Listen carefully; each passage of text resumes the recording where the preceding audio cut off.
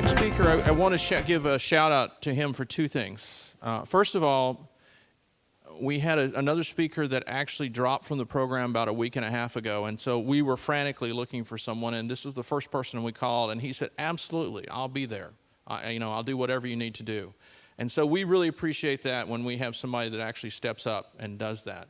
And for those of us that are on the A&M system side anyway, 10 years ago next week on Thanksgiving Day, this individual led the Aggies to a victory over the top-ranked Texas Longhorns at that time.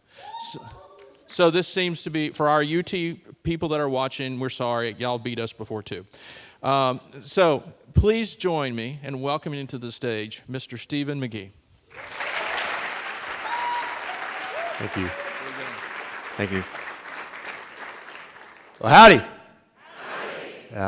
Thank you, Dr. Sheffield. I now know that I can cancel my order for my wife's Viagra for Christmas. It's always good to know. It's the irony of me being in front of you. I'm definitely the dumbest person here. So if you think you're going to learn something today, you're wrong. You're going to get to laugh at all my follies in life. In fact, here's my first slide. It's where's your head at?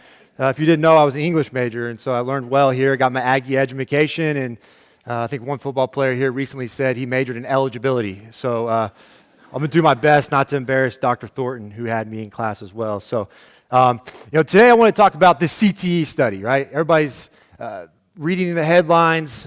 This was the headline on CNN. 99% of former NFL players found in a study to have CTE. And I read that. I can remember my wife coming to me and saying, man, I think, baby, you have CTE as well. We need to go get you checked out. And I said, no, babe, that's just selective hearing. That's not CTE. And I just choose to block you out. But people don't realize, they think, football players, they're dumb. They don't know anything. And so I want to talk a little football with you, all right? So here's cover two. You're an NFL quarterback. It's a basic 4-3 defense. You got two deep safeties. You got a corner forcing the flat. You got your Sam and your Will linebacker. They got the hook curl zone. You got your Mike in the middle. Man, you love to attack that four cut, that deep end, 17 yards. He's going to break in. You're going to hit that guy right in the hole around that Will linebacker. 2 yards inside the numbers, man. 7-step drop, one hitch, boom, let it rip. You love that tight end on that seam bender right down the middle of cover two. Man, that's how you attack cover two. Now, all of a sudden you line up in this defense. It looks the exact same. It's a 4-3, 2 deep zone coverage. Oh, no. This isn't cover two. This is cover four. Now that free safety, he's now looking at number two. If number two releases vertical, he's got to lock on man-to-man. Now all of a sudden, we don't like that four cut because that free safety is going to blow him up on that deep dig route. All of a sudden, we want to run a 48 combination, hit that guy over the post, right? Football guys are dumb. They don't know what the heck they are doing out there. They have CTE, all this stuff, man. And so this is what is going through my mind. The first preseason game, Texas kid taking the Cowboys stadium, man, I'm pumped up. And here comes Jason Garrett, our offensive coordinator, in my helmet. And he says, McGee, we're going to keep it real simple on you today, all right? Easy play calls. You got all the new guys, the free agents. No one knows what the heck's going on. Real easy. Just have fun and let it rip, right? Well, great. So I'm jogging out to the huddle. The other 10 guys are already there. And here comes Coach Garrett with the play call. He goes, explode, the strong right slot, zap, act 4 chip, deep 478, F flat sit, kill, 32 power. Don't forget, if they line up in a bear front, you got to go Pittsburgh, Seattle, and go on yellow count to allow the guys to see what's going on. Now, I know that's what he called. I'm not sure what I told the other 10 guys in the huddle. So we break, acting like we know what we're doing. Half the team lines up in bunch formation. The other half shifts to strong right. Well, I'm going kill, because it's single high defense. We want to throw the ball.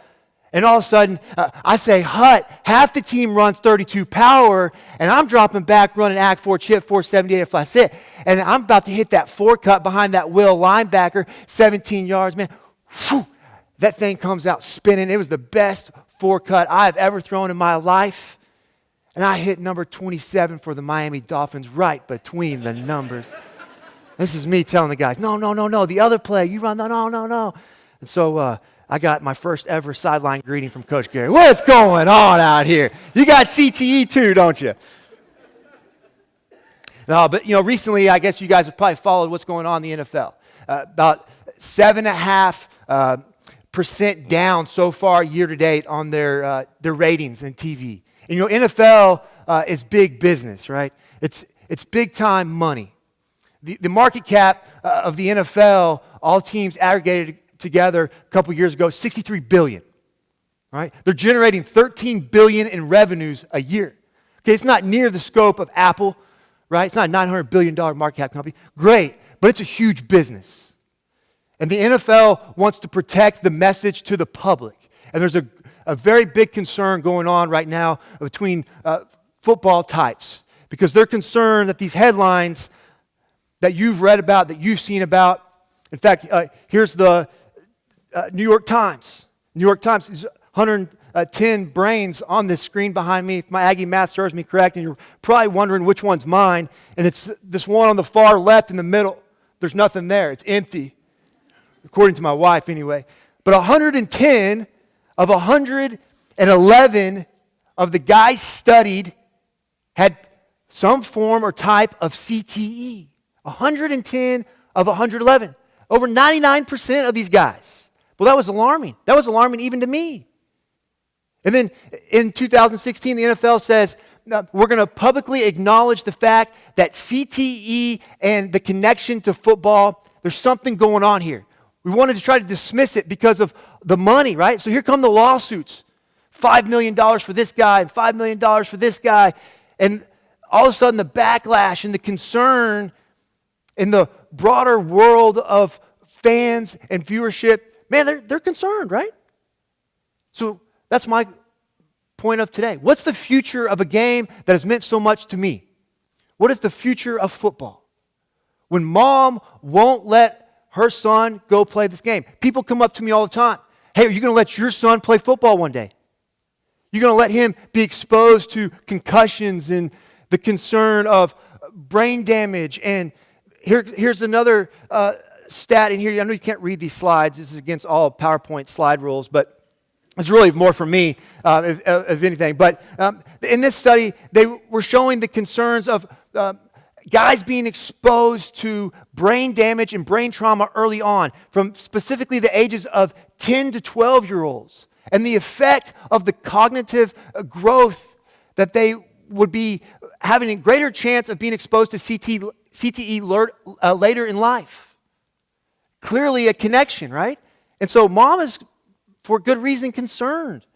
And I'm going to butcher his name here. I'm trying to read this. Omalu, of course, chronicled in the movie. Maybe you saw the movie in 2015 titled Concussion, right? He went as far to say that allowing a kid under the age of 18 to play football, it was child abuse.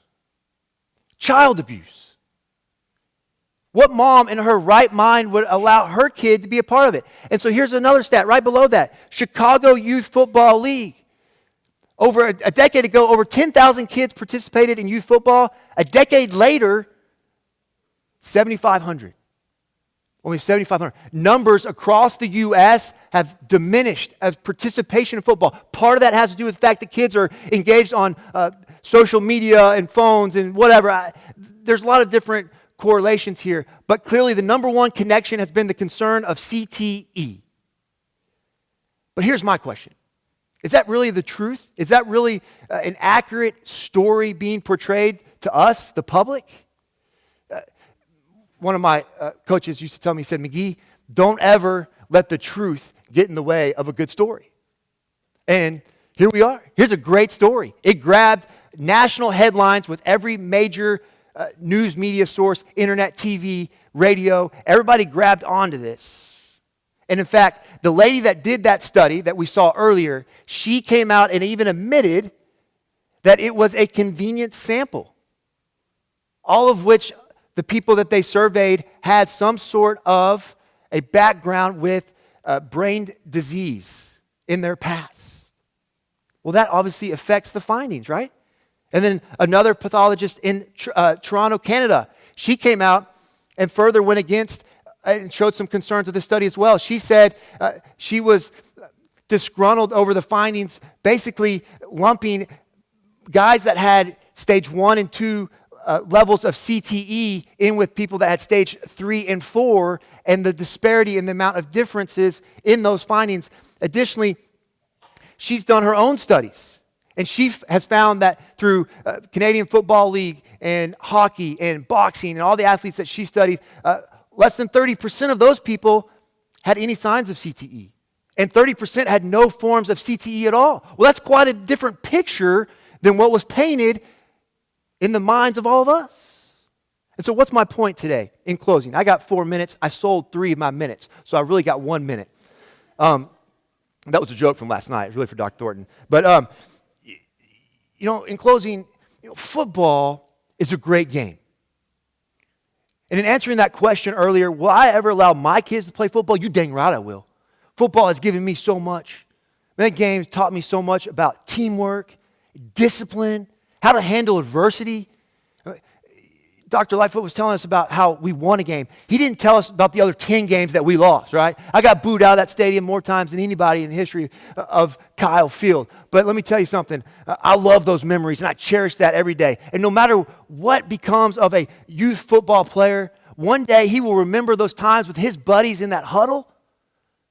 He'll remember all those great moments scoring touchdowns. He'll remember the hot days when there was no fans in the stands and they struggled together, but they played for a common goal.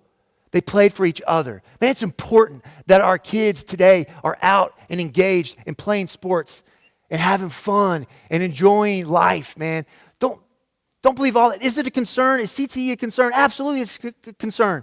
That's why we're spending millions of dollars investing in helmets and how to tackle fundamental and the penalties now for targeting. Man, it's extreme, and it needs to be that way. But that's no reason yet. There's no confirmation that we have to conclude that our kids don't need to be playing football. That's a great game, man. Don't keep your kids from it. Engage them and allow them to play. Thank you guys so much. Giggle Aggies, God bless you.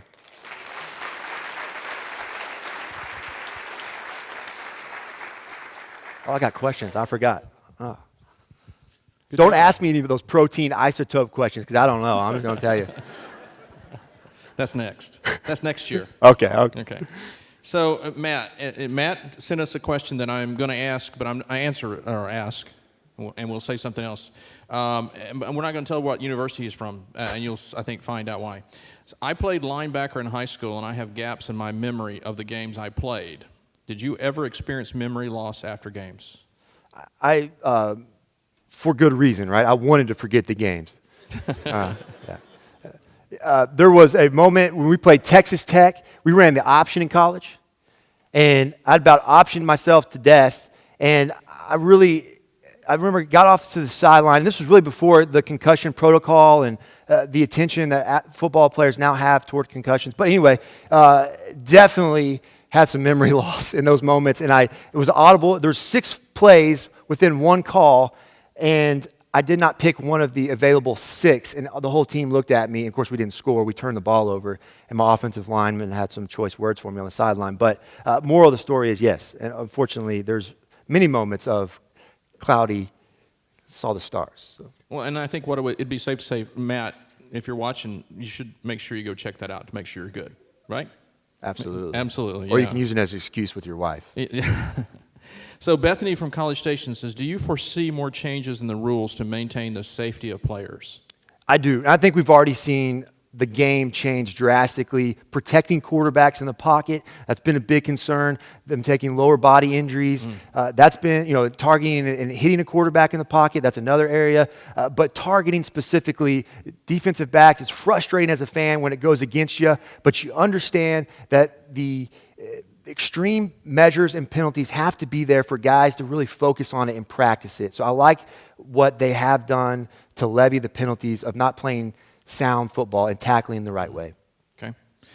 This is one of our former speakers who has a question for you. It's not about protein isotopes either. Oh, thank you. This is Stella from Drexel University. Do you think that starting kids at an older age is still better playing football? Definitely starting kids later in tackling football. I mean, if you ever watch Little League football, it's like as my coach would say, it's like mice pissing on cotton. I mean, it's really soft football. And there are not a lot of big hits out there. All right, so I think you've started a new phrase now that none of us were. Y'all can have it. All right, y'all can have it. But if that's a concern, I think you can play 7-on-7 is such a big deal now. Yeah. You're talking about skill development. I think that's a great way to get your kids involved if you're concerned about the contact of the game. So we have to end with this question before we go to intermission, and this is from some of our friends over at the University of Texas in Austin. This is from Kalen. Why do you think football is getting so much more attention than other contact sports in this arena? Well, it's the most popular sport in America, and that's why. And I think that people tune in, and nothing against hockey, but this is in Canada. And so, we don't have much ice here in College Station. So there's good reason. I mean, we're passionate about it. We get behind our schools, and we see Armani Watts blowing up people, and that comes to the forefront of our minds. And so I think just because it's a game that we love so much and have for really our American pastime, so I think it'll continue to be a discussion, and for good reason. But again, you can't replace football, right? We got to have it. Come on, guys. So please join me in thanking Mr. McGee for his talk today. Thanks, guys. Thank you. Fabulous job.